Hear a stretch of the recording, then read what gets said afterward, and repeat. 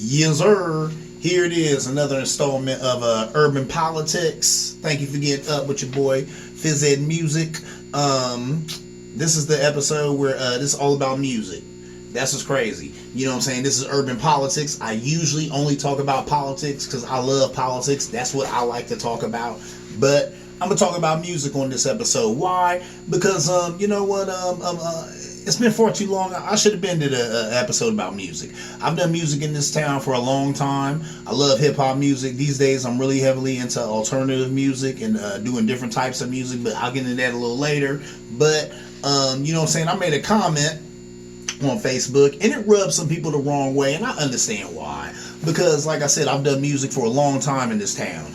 People dig my music, so when I say something, it resonates with the hip hop community in this town.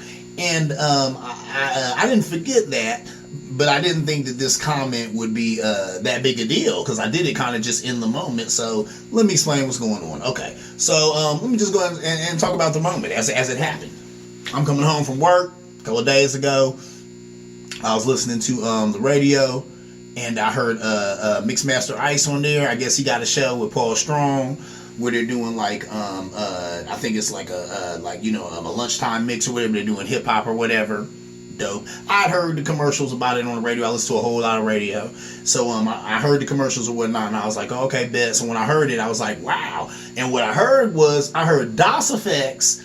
And then he like flowed into PRT, Poor Righteous Teacher. Some of y'all don't even know who I'm talking about. DOS effects. Now and then you might hear them on the radio. Poor Righteous Teachers, which I love. You never, ever hear any Poor Righteous Teachers on the radio here in Columbus, Ohio. So when I heard that, it struck me like, oh, I was like, woo, that's some real life hip hop. Hip hop is like that. I told a younger guy who I worked with a little while ago, I told him hip hop, you don't hear it often. They don't play it anymore. You have to dig for it. And when you hear it, you know it because you don't hear it often. You know it when you hear it because you don't hear it often. You do not hear hip hop often at all these days. So when you hear it, you're like, that's hip hop. That's some real hip hop right there. And when I heard that Poor Righteous Teachers, my goodness, my wig was blown back because I said, oh, that's some real hip hop on the radio here in Columbus, Ohio. That's unheard of. So I heard that. I took to Facebook, which I rarely do. I don't do that. People know me. If you follow me, I see people following me. You follow me, you know I don't post often. So when I do, I usually have something poignant to say. I felt like I had to, I know this guy personally. I said, hey man, hats off to Mixmaster Ice, single-handedly bringing hip-hop back to Columbus. That was I caught some backlash on that. But that's good though. You know what? That let me know that my people is listening and they care about what I say, and I appreciate that because I just want to make sure they ain't got me twisted. So some backlash on that. I seen some conversation going, and there were some people who felt slighted by what I'm saying. So that was not the case at all. Mixmaster Ice is my dude. 8 zillion years ago, when I was doing the Record Breakers, I reached out to him. Guy's a legend. He's a living legend. I reached out to him. I asked him for an interview. He graciously accepted. He came through. He gave the interview. He hung out. He talked to everybody who wanted to talk to him. He's the nicest guy in the world. He gave me some pointers and stuff about our show and what we were doing and ways we could make it better. He was the nicest guy in the world. What I hear from people who are involved with him these days, he's still the nicest guy in the world. He's a great dude. When I heard that on the radio, I know the man. I had to go ahead and give him some props on Facebook. That's all that was about. I was like, man, I know this brother. I love this brother. I know for a fact he's a good guy. And he's spinning some real hip-hop in Columbus, Ohio. That don't happen often. Let me give him some kudos. So that's all that was about. Was not saying that he was the only one doing it. That'd be crazy. How can I say that? I've been bringing hip-hop to Columbus. First of all, I was involved with the Groove Shack. And I tell people all the time, I think I put it in a rhyme, and I said there was no hip-hop in Columbus, and then there was us. Now, you know what I'm saying, the Intellect, my dude D, y'all know him as Intellect, you know what I'm saying, he always tells me there was, I don't know what, maybe CTC or CTE, something else before what we did to Groove Shack, whatever. From what I know, people tell me all the time, I've been interviewed about it, and people have talked about it, hey, like I said, there was no hip hop in Columbus, and then there was us. So there it was. The Groove Shack kind of set it off. So I was one of the pioneers in this town. You know what I'm saying? Just like Prime, just like Phase, just like Drastic, just like all these guys I'm gonna touch on in a minute here. We're all pioneers of this music. So there's no way that I would sit there and want to give him accolades like he the only one doing it. No. I'm just saying he is another guy doing it. He's a layer onto the many layers that is Columbus hip hop. But you know, hats off to him for doing it big like that and doing it now big like that, because he's kind of scrounged for this position too. He's been around here for a minute, but they were kind of looking over him the way our radio station has looked over a lot of talented people in its mix. Marshawn looked over my brother looked over a lot of talented people in its midst. But now he getting a little shine with Paul Strong, probably because they see there's a market for that. Everything's about money. So that's cool. You know what I'm saying? Big up to him for that. But there's no way that I'm trying to say he's the only one doing it. I bring up my brother Marshawn because he used to work for the radio station, but they tried to play him. He do his thing on the internet. Like a lot of these good DJs have had to find refuge on the internet where you can get, you know, to your community without having to go through all the politics and BS of a radio station. So there's that. You know what I'm saying? My dude Phase. Come on, man. Phase.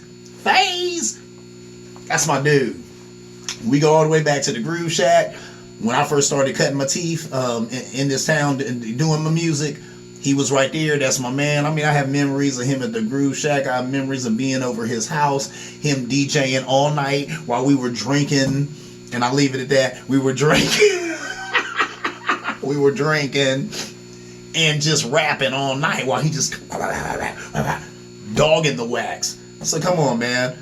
My dude DJ Drastic. Let me tell you something about Drastic. That guy, I'm just gonna quote another guy I'm gonna talk about in a minute here.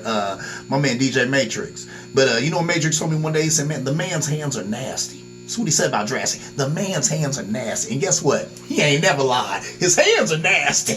And I love it. That's my dude.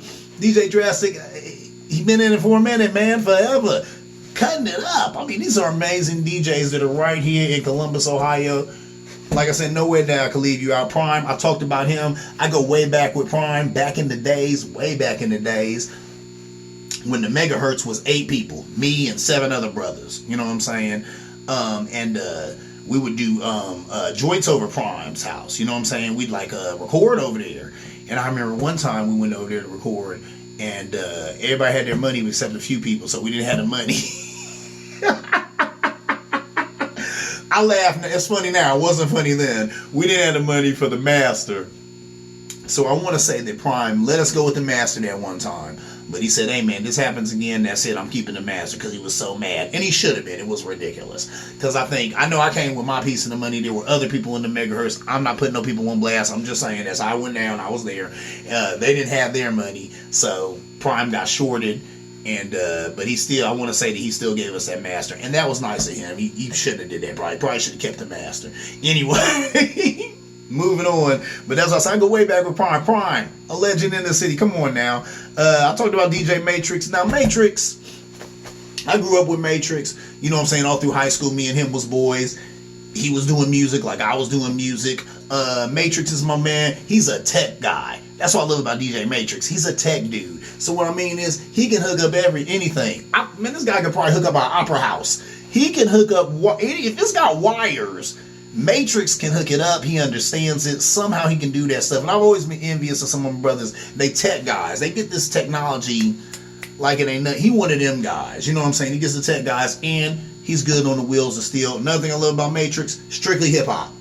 Strictly hip. Now, Matrix, if I hired him to do something and I told him, hey man, I need to play some new school stuff, he'd go and search top 40 and he'd get some new school garbage that he don't want to hear, because he understands sometimes being a DJ is about playing music you don't want to hear but other people want to hear and they paid you to play. But Matrix, if he's playing music he want to play, like when we used to do the record breakers and we were doing underground hip hop anyway, he is that underground hip-hop DJ deluxe. That's what he coming with. And he would play stuff I never heard. Some of the stuff that Matrix played then I'm still listening to now. It has just become, just stuff that just reoccurs in my playlist. Because it was that good, he's a hell of a DJ. I wrote him here with another brother of mine. Rest in peace, he's gone. Profess. That was my dude. Profess Snuggs. I ran into him while we were doing the Record Breaker show. This one we were doing it out of Matrix's living room at that time. And I he came over there and hollered at me. And I said, I'm like, what's up with you? I said, how do I know you? He said, man, I know you from the Groove Shack days, actually. And he just started dropping names on me. I said, wow, I do know this dude. He does know me from then, because he's dropping names of people I haven't seen since then. So me and him got real cool. At one point, we were going into business together because he was brewing beer, and I tasted his beer. I'm a beer lover. I love IPAs, and he was kind of making an IPA, and we had made some of those beers, and we had sold some and all that, and it was big for a little minute there. But man, he ended up getting sick. He ended up passing on. I'm so sad that he's gone, but he was an amazing DJ that was up in the city. Another brother that was around who ended up passing on, my man Nuisance. Let me tell you, Nuisance gave Matrix the name the Record Breakers. I never knew that. Matrix has told me that. Matrix like, yeah, Nuisance gave me the name for the Record Breakers. So I was like, wow. And Nuisance, wowzers. I knew this guy for a brief second of time. I'm so salty I didn't know him longer. He was dynamic. This brother was dynamic. Let me tell you about Nuisance. Okay, so we'd be over at Chester's, and this guy was a DJ, and he would, he was good. He'd killing the wax, right? So he kills the wax, and then one day he comes over to me, and he said, hey man, check this out, I recorded this. What? So he let me hear some else. He recorded something like, cause I'm thinking, bro, you a DJ. I recorded something. So I thought he was gonna make me hear like a DJ mix or something. Man, he let me in his, he's spitting. This guy is dropping clips. I'm like, whoa, man, my ears were on fire. I said, holy moly. I said, dude. And I looked down, I said, this is you? And he said, yeah. I said, man, whoa. I was like, this is hot. I said, dude, man, let me tell you something, man. I said, I'm working, because at that time I had did a mixtape with another talented brother in the city, Neighborhood Animal. And we did a mixtape, oh my goodness, Black Dynamite. And he had heard that. And he was like, you know what I'm saying? So, he had heard that, I let him hear whatever, but I did that. So I told him, I said, I'm working on Black Dynamite too. I want you to be on it. I said, because this is hot. I said, man, you a DJ who spits better than most MCs I've ever heard. This is amazing. You know what I'm saying? So it was amazing. And he's like, oh, okay, that's what's up, man. He said, man, let me tell you something. He said, man, I've heard about you for years, but I never met you. He said, and then when you gave me that mixtape, that Black Dynamite, he said, you the truth, man. You good. You good, man. I said, hey, man, I appreciate, I was touched. To this day, I'm touched. Because that brother was so talented. Woo, he was so talented. So for him to, honor me like that and say, man, I've heard about you, but to hear your album, it was something too. The mother of his child, that's what she told me too when she had first met me. She said, Fizz Ed, I've heard your name. And it was because they know Nuisance was in the mix. He knew all these cats in town and stuff, and all these people I'm talking about. He probably knew them just like I knew them. And but we just never met. We never crossed paths. You know what I'm saying? And she said, I've heard about you, all my life, but I've never met you. I said, well, you have now. You've met me now. You know what I'm saying? And I was just, man, I was honored to have the time when I did have with him. He was a great man. Moving on, my dude, B Hatch. Great DJ. What? I talk to him all the time. I think I seen him at Kroger's the other day. Said he was working on some curry chicken or something like that. That's my dude. Once again, a legend in this town. Been DJing in this town for a minute. He gets it in. You know what I'm saying? Some of these guys really gets it in. Leads me to one of my favorite DJs in the city. Just because he's one of my just because really, let me tell you, DJ Kid Magic. He's one of my favorite DJs because this whole episode is because of the comment that he left. He had read all these comments, and I'm paraphrasing. I can't remember exactly verbatim what the brother said, but he said basically, I know Ed's a good dude. I know Mixmaster Ice, he's a good dude. Both of them are good dudes. Ed didn't mean anything by that. He was just giving Mixmaster Ice props. But I understand how a lot of people in the town, basically felt slighted and hurt. And I want to say he put hurt in there, and that's what hit me. When I heard that, I was like, that crushed me. No, sir. I don't want any of these brothers to think that I'm slighting them or playing them or acting like they ain't hip-hop warriors just like me. For real. So please don't get it twisted, brothers. That is not the case. And that's why I said I got to do a show to let my brethren know that, man, it's real, man. I love what y'all doing. We've been doing it for a minute, and we got to keep doing it. Now I want to move on to some other brothers, who aren't with us no more. My dude DJ Prism. Some of y'all know him, some of you don't. If you didn't know Prism, I wish you could have met him. Great guy, great man. Really, if you want to know more about DJ Prism, you can ask Brew Lee, because Brew Lee was his boy, you know what I'm saying, or is his boy, just like I was his boy. But Brew Lee spent a lot of time with him in LA, where Brew Lee is at right now. Prism was just an amazing guy. He was here for a brief second in time. I think he was from Pittsburgh. He probably was from a lot of different places, but I think he lived in Pittsburgh at one time, because he even told me, he's like, Ed, it's interesting how you do shows. It's hard to get people to come out here in Columbus. He said, where I'm from in Pittsburgh, if a person says they're from there, people can't wait to come to the show. He said the show will be flooded with people. I was like, really? He said, man, if I took you there right now and we did a show, if I told him you were from there, he said it'd be bursting into the scenes with people. He said they want to come out just because you're from there. So that's kind of the opposite here in Columbus. People don't want to come out when they find out you're from there, unless they've heard your name a million times on the radio, which takes a lot of money. But anyway, so DJ Prism, that's my boy. Rest in peace, man. I love him to death. Another person who done really put it in this city called Columbus on a hip hop tip. Some of y'all know this brother. Some of y'all don't. Damon.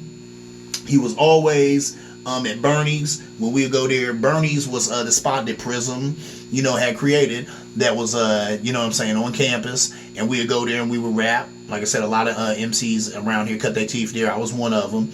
And there were times when I'd go to Bernie's, and there'd be a crowd of people, and there'd be some MCs on the stage, and Damon be there. He was a chubby kid, had an afro that was big. He was a big guy, And I'd hit the stage, and I'd dap him up and give him a hug. And I was a big guy back then. I was a good 70, 80 pounds bigger than I am now. He swallowed me. What up, Ed? What up? And then he hit me in the ear. He'd be like, hey, man, a lot of these guys ain't good tonight, man. Won't you hit the mic? And I can remember dapping him up, and I felt good, like, dang, man, you think that much of me that he feel like if I get on the mic, people will rap better or whatever. Man, let me get that mic, and I kill it. I was young then, and I was drinking. So I grabbed the mic and just start ripping. You know what I'm saying? But I remember that, and Damon, man, that was that's a great brother, man. I love him to death, man, and rest in peace, man. I miss him to death. I also want to talk about my dude, Camus the Mike. This will be the last one, just getting nostalgic here. I had to talk about Camus, though. Oh my goodness, the CKCAMAU, Camus. Hey man, what can I tell you, man? We missing you to death, man. We're missing you to death. He was a great guy. There's a lot I can say about Camus. There's a lot I won't say about Camus, because when you're a good friend with somebody, some stuff you just keep to yourself. But to protect him and me, how about that? But I love him to death, and we had some really great times together. I learned a lot from him.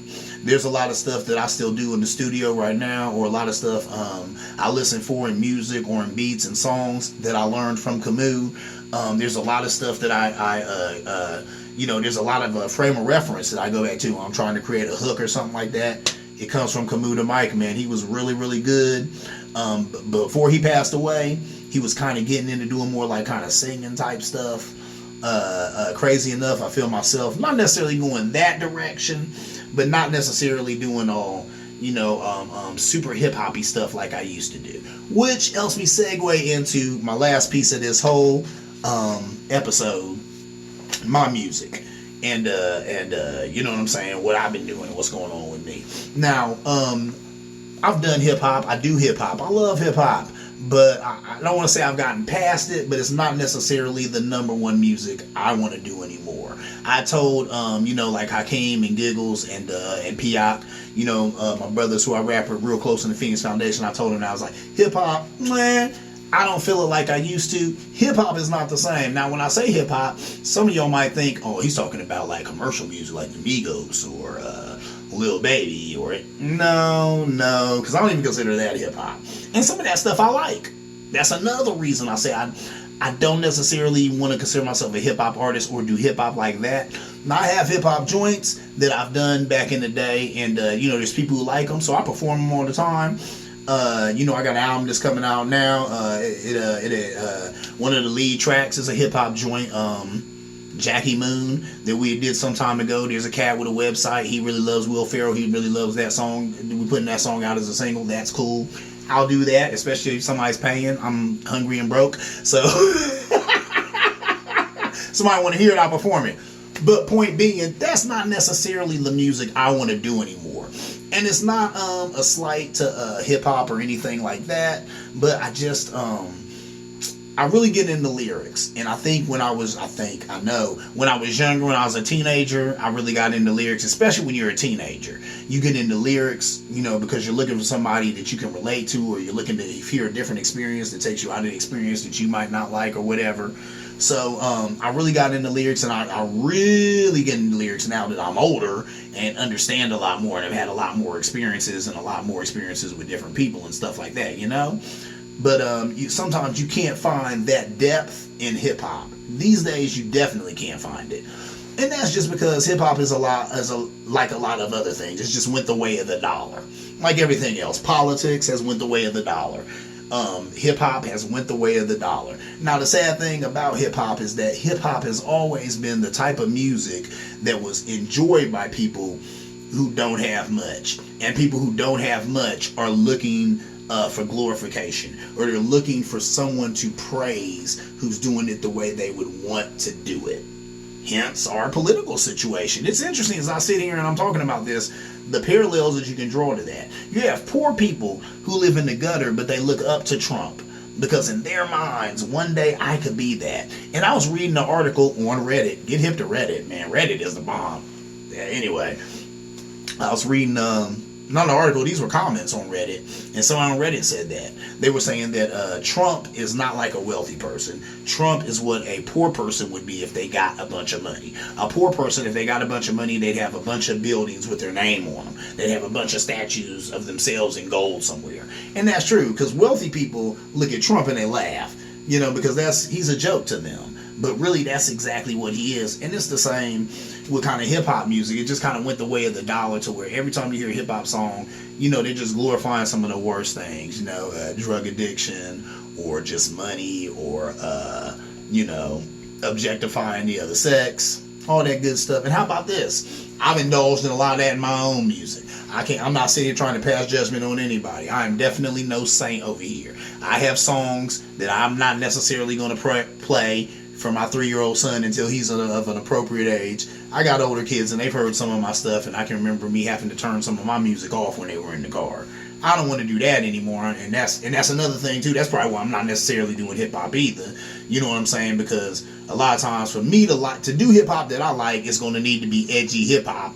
I don't necessarily want to do that. So, but there's always a way to be edgy and not be cursing at somebody or whatever. So I'll do like, you know, a different type of music. Before we run out of time, I'm going to play it. But, you know what I'm saying, you can find it anywhere. It's on YouTube. And it's a song I got, Candy Liquor. And right now I got an album that's about to come out. And that's All Ed, and I sampled a bunch of alternative joints, and it's interesting. To this day, I still have only heard maybe a handful of people who have done it, but nobody who's done it as good as I have, and I'm not breaking my hand, patting myself on the back. It's just an amazing album. A lot of people in my camp have heard it, and they're just on fire, like, put it out, I gotta put it out. And I'm trying to get some money so I can push it, because you put out a great album, but who cares if nobody knows about it, and that costs money to let people know about it, so that's what's up. So I'm going to let y'all hear that song in a minute here. But besides that, you know what I'm saying, you know, people are like a plant. They have to grow. And, you know, if a plant's not growing, then it's dead, right? You know, so you have to grow, and then growth is change. So people shouldn't be upset that, you know what I'm saying, that my music is changing or whatever, because that's appropriate. You know what I'm saying? I'm older, so it has to change. There has to be some progression, right? And then I want to talk about, last but not least, my DJing days. Man, it was back in the day. I used to DJ for this place. Oh, no, not yet. I used to DJ for this place. This company called AKC Entertainment, and it was out of Canada. And we would do a Name That Tune game. And we had like, the different categories were like 50s and 60s. We had 70s through 80s into 2000. We had 2000s plus. And then we had country. So we played music from all these different genres. I ended up falling in love with some country music, falling in love with some stuff from the 50s, you know, some of that older rock, all of that good stuff. So I like a lot of different music. And then that's even when, you know what I'm saying, Lord Hakeem, he had changed my name to that. Because he said, you know what I'm saying, Ed, he said, man, we're just going to call you Phys Ed Music. You just encompass all music. You like all of it. And I was like, psh, you just said it, and he gave me my new name. So, you know, I am Phys Ed, but I'm Phys Ed Music. You know what I'm saying? When I get the website up and running like it's supposed to be, phys edmusic.com. So, there's that. check me out. This is a song right here that I did. It got some love on SoundCloud. It got a little bit of love here on YouTube. But this on Candy Licker, KANDYLICKER, and it's got the lips. Fizz it. The next album I do is gonna sound totally like this. The whole album will be just like this. You know what I'm saying? So, yeah, you know, this type of music that I want to do. Real soft, real warm, real smooth. No socks, no shirt, no shoes, no fear, no regrets, no pain, no bleach to get out the love stains. Real soft, real warm, real smooth. No socks, no shirt, no shoes, no fear, no regrets, no pain, no bleach to get out the love stains. Hoochie mama candy liquor. Hoochie mama candy liquor. She been known to drown a nigga. Hoochie mama candy liquor. Hoochie mama candy liquor. She been known to drown a nigga. Put your drinks in the air, lighters in the sky. Phoenix came to blast that ass like a drive-by. We are those dudes, we are those guys. Out of my mouth, nothing but true lies. We are in disguise, we are incognito. We keep metal in our hands like Magneto. Digging us is impossible like Rom in the casino. In the middle of the day, we throw parties around the way. Every damn day in the middle of the day. The broads stay wet off of the wordplay. The broads stay wet off of the wordplay. Real soft, real warm, real smooth. No socks, no shirt, no shoes, no fear, no regrets, no pain, no bleach to get out the love stains. Real soft, real warm, real smooth. No socks, no shirt, no shoes, no fear, no regrets, no pain, no bleach to get out the love stains. Hoochie mama candy liquor. Hoochie mama candy liquor. She been known to drown a nigga. Hoochie mama candy liquor. Hoochie mama candy liquor. She been known to drown a nigga. I bust the stop box of anybody who say I don't rock. Then transform like an Autobot. Then go ham on a Decepticon. The shit I'm on. You can buy, you can smoke, you're gonna choke when you ingest it down your throat. Is Eddie the goat, greatest out at this time. I'm so sublime, like the fat girl in the bee suit. So goddamn cute, put that shit on mute. This should be played at high volume, preferably in a residential area. They come back in rapping, lips flapping, steady jabbing, still smacking, still capping. Giving that win like mountain climbers, they grappling. The styles unraveling, get the point like a javelin. Cages rattling, inside towers they battling. Where can I begin? Stabbing men in their abdomen. If I can be done with them, here I go again.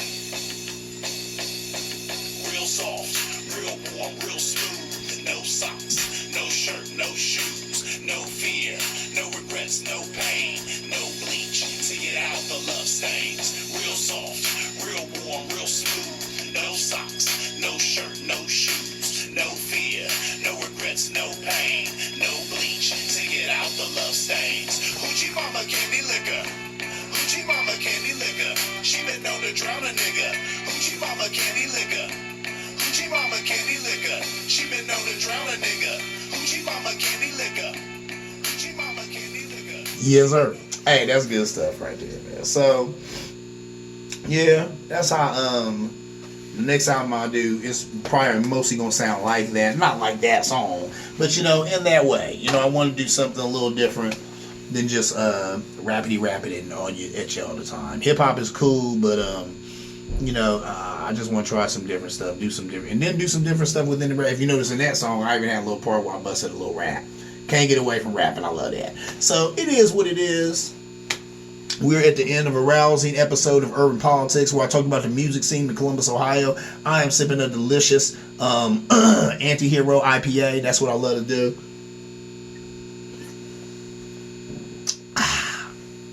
Delicious. Thank you for joining me on this little trip down memory lane. To all my brethren who do music here in Columbus, Ohio, let it be known, man, that I love y'all. There's some people I left out because I didn't have time to get to everybody. I love y'all too. You know what I'm saying? My Phoenix Foundation crew, my cats in Chicago, you know what I'm saying? Ray and Kev, my cats here in Columbus, you know what I'm saying? Lord Hakeem, Giggles, like I said, Piak the Bum, All my peoples, you know what I'm saying? I love you to death, love you to pieces. If I left you out, it's just because I didn't have time. Urban Politics, I will get at you next time. Always, if you got something to say, you got some pushback, you got a comment, whatever's clever, hit your boy up. PHIZZEDMUSIC@gmail.com. Get at me. See you around like a donut. I'm out.